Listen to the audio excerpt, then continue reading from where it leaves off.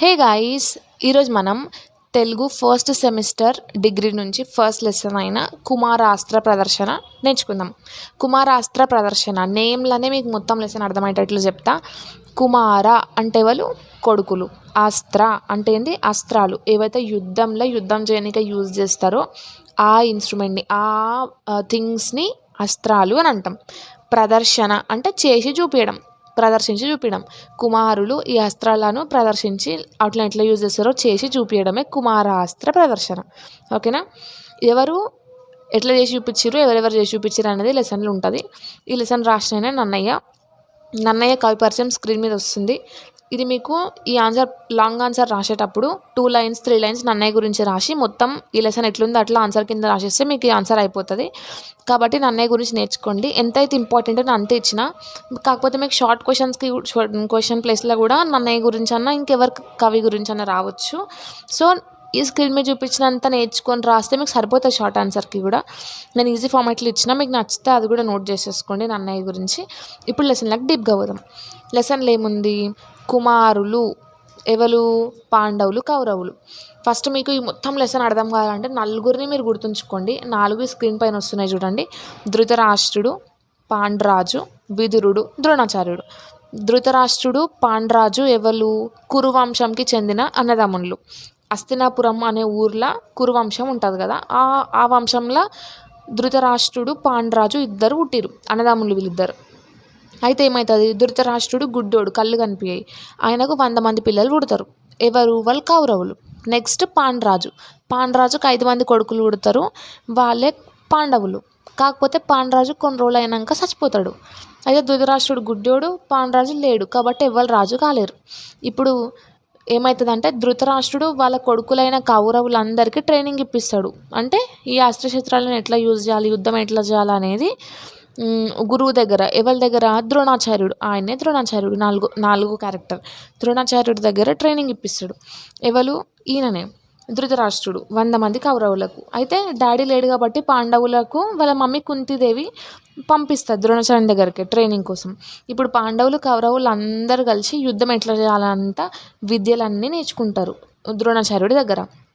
ఒకరోజు ఏమవుతుంది? ద్రోణాచార్యుడు వస్తాడు. వచ్చి ధృతరాష్ట్రునికి అడుగుతాడు, ఇగో నేను పిల్లలందరికీ నేర్పించిన, ఒకసారి పిల్లలందరూ ప్రదర్శించి చూపిస్తారు, మీరు పర్మిషన్ ఇస్తే, మీ అనుమతి ఇస్తే అని అడుగుతాడు. అయితే ద్రోణాచార్యుడు ఏమంటాడు? ధృతరాష్ట్రుడు సరే, మీరు ఆ పనిలో ఉండండి అని చెప్తాడు. పర్మిషన్ ఇచ్చేస్తాడు.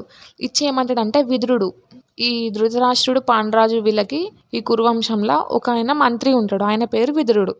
విదురునికి ఏమంటాడు? విదురా ఇక్కడ రా, నువ్వు ఇగో ఈ పిల్లలందరూ మనకి ఇట్లా ప్రదర్శించి చూపిస్తారు అస్త్రశస్త్రాలను, దానికి కావాల్సిన ఏర్పాట్లు చేయిపో, అరేంజ్మెంట్స్ చేయిపో అని పంపిస్తాడు.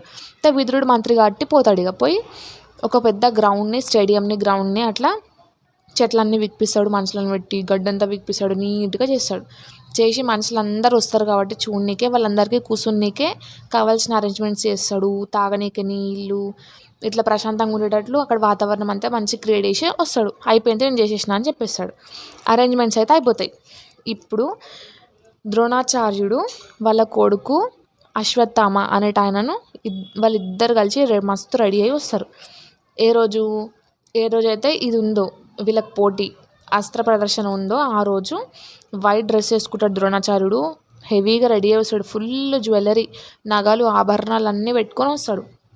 వాళ్ళ కొడుకుని తీసుకొని వస్తాడు. ఇద్దరు ఇట్లా వస్తుంటే వాళ్ళ 2 సైడ్ల, ఈ ద్రోణాచార్యుడికి ఇటు సైడ్ అటు సైడ్లో పాండవులు, కౌరవులు అందరూ వాళ్ళ ఏజ్ వైజ్ ఎవరైతే పెద్దోళ్ళో వాళ్ళు ముందు వస్తారు, చిన్నోళ్ళు వెనక నుంచి ఇట్లా లైన్గా అందరు కలిసి ఒకటేసారి గ్రౌండ్లోకి వస్తారు. మంచిగా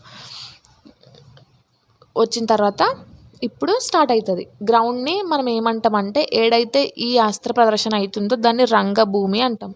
ఆ రంగభూమిలో ఆ ప్లేస్లో అందరు వచ్చి ఇట్లా సెటిల్ అయిపోతారు, కూర్చుంటారు.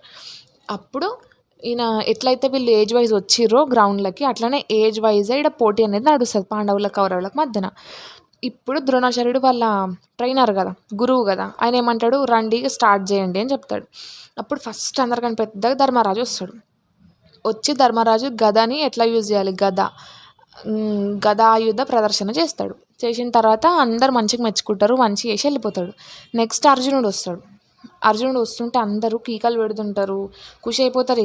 ఇగో ఈయనకి చాలా రకాలే వస్తాయి విద్యలు, మస్తు చేసిండు, మస్తు సార్లు చూసినామని ఇట్లా అందరూ చెప్పుకుంటూ ఉంటుంటే వాళ్ళందరితో పాటే కుంతీదేవి వస్తుంది కదా వీళ్ళ పాండవుల మమ్మీ, ఆమె ఖుషి పడుతుంది. అగో నా కొడుకు గురించే మాట్లాడుకుంటున్నారని లోపలనే మస్తు ఖుషి పడుతుంది. అదిగో నా కొడుకు అని ఇట్లా మనసులో అనుకుంటూ ఉంటుంది. ఇవన్నీ మీరు రాయాలి, ఎందుకంటే లెసన్ ఇదే ఉంది కాబట్టి ఇలాంటి మాటలు కూడా మీరు ఖచ్చితంగా రాయండి. ఇట్లా అర్జునుడు అందరు ఇట్లా మాట్లాడుకుంటూ ఉంటారు. పోయి గ్రౌండ్లకు రంగభూమిలోకి పోయి స్టార్ట్ చేస్తాడు. ఫస్ట్ ఏం చేస్తాడంటే 5 బాణాలు వేస్తాడు. 5 బాణాలు పట్టుకొని ఒకటేసారి ఇడుస్తాడు. అందరు ఇట్లా షాక్ అయిపోతారు, ఏం చేస్తుండ్రు అబ్బా అని. తర్వాత కుక్కల్ని, పిల్లులని అవన్నిటిని ఇట్లా లైన్గా కూర్చోబెట్టి ఒక్కసారే ఇట్లా వాటిని చంపేసేటట్లు అలాంటివి కూడా ప్రదర్శించి చూపిస్తాడు. తర్వాత ఏం చేస్తాడు, ఒకటే బాణంకి ఇట్లా అగ్ని అస్త్రం యూజ్ చేస్తాడు. బాణంకి మంట పెట్టి ఇట్లా వదులుతాడు. అది ఆరిపోకముందే వర్ణాయుధం దాంట్లో విల్లులకు పెట్టి అది కూడా ఇడిస్తే ఇది పోయి ఆ మంటను ఆపేస్తుంది. ఇట్లనే ఈయన అన్ని రకరకాల అస్త్రశస్త్రాలు అన్నీ ప్రదర్శించి చూపిస్తుంటే అక్కడ కూర్చున్న ఈయన గురువు ఎవరైతే ఉన్నాడో ద్రోణాచార్యుడు ట్రైనర్, వాళ్ళ గురువు ఏమనుకుంటాడు, చూడు ఈయన నేను ట్రైనింగ్ ఇచ్చిన ఈయన నా శిష్యుడే అని మనసులో మంచిగా ఇట్లా హ్యాపీగా ఫీల్ అవుతాడు. ఎట్లయితే ఈయన వచ్చేటప్పుడు వీళ్ళ మమ్మీ ఫీల్ అయిందో కుంతీదేవి, ఈయన కూడా ద్రోణాచార్యుడు కూడా మంచిగా ఫీల్ అవుతాడు.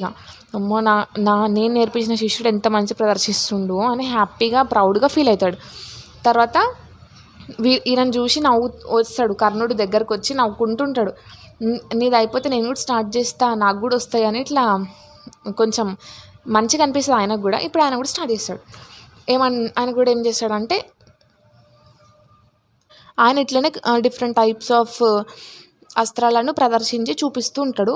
దీని తర్వాత ఇంకొక ఆయన వస్తాడు, దాని తర్వాత ఇంకొక ఆయన. ఎట్లయితే వీళ్ళు ఏజ్ వైజ్ వచ్చిరో దీని తర్వాత కూడా ఏజ్ వైజ్ అందరు వచ్చి ప్రదర్శించి చూపించి పోతారు. ఇదే కుమారాస్త్ర ప్రదర్శన లెసన్. మీకు అర్థమైందని అనుకుంటున్నా.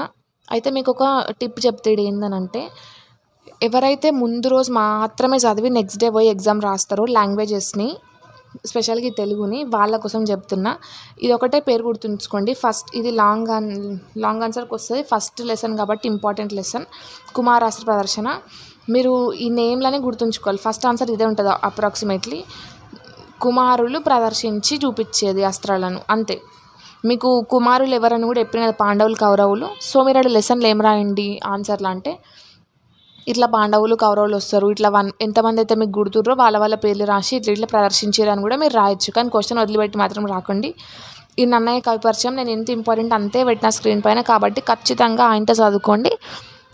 షార్ట్ ఆన్సర్కి కూడా వస్తుంది కాబట్టి ఈ లెసన్లో ఈ ఆన్సర్ పెంచాలంటే మీరు నన్నయ్య కవి పరిచయం కూడా రాయాలి.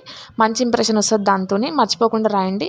మీరు గుర్తుంచుకోవాల్సింది 4. ధృతరాష్ట్రుడు గుడ్డివాడు, పాండురాజు పాండవుల డాడీ అని చచ్చిపోయిండు, విదురుడు వీళ్ళ మంత్రి, ద్రోణాచార్యుడు వీళ్ళ గురువు, పాండవులు కౌరవులు.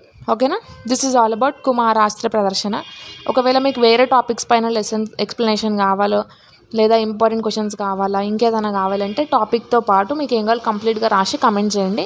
ఈ వీడియో మీకు నచ్చితే మీ ఫ్రెండ్స్కి కూడా షేర్ చేయండి. మీరు ఇప్పుడు ఫస్ట్ సెమిస్టర్లోనే ఉన్నారు కాబట్టి next 2nd, 3rd, 4th, 5th, 6th అన్ని సెమిస్టర్లు దానికి సంబంధించిన అన్ని వీడియోస్ ఈ ఛానల్లో వస్తాయి కాబట్టి మీరు సబ్స్క్రైబ్ చేసుకుంటే మీకు ఫ్యూచర్లో కూడా హెల్ప్ అవుతుంది.